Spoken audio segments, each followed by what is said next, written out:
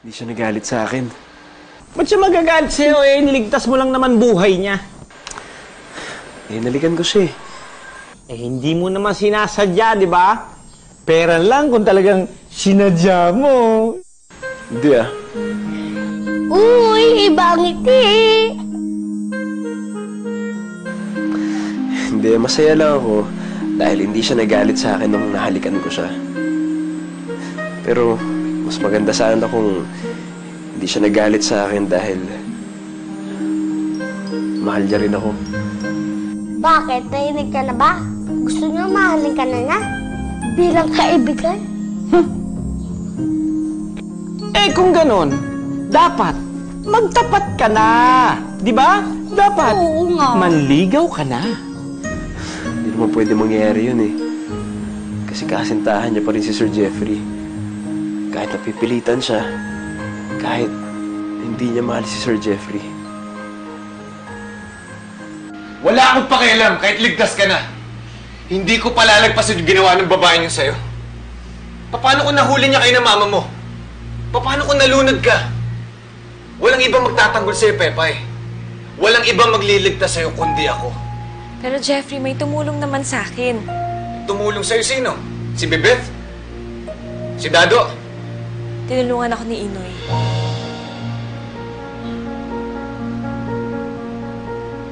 Tama kayo.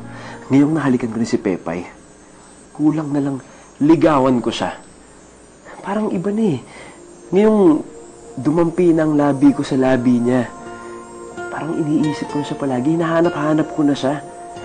Ito pala yung tinatawag nilang ang tamis ng unang halik.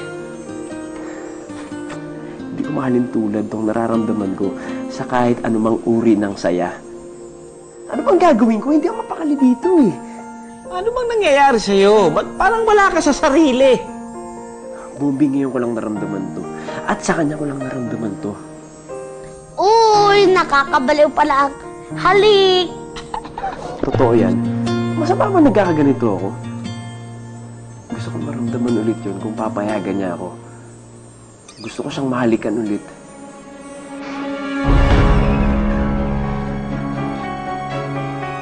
May hinalikan kang babae, Inoy.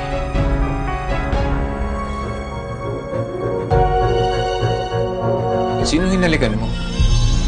Sir Jeffrey, si Berta po. Yung kasambahay ng kapitbahay natin. Siya po yung nahalikan ko.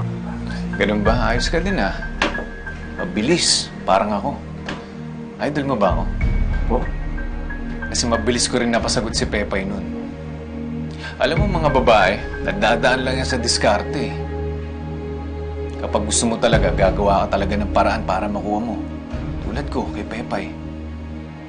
Pero anyway, Inoy, salamat dahil niligtas mo si Pepay.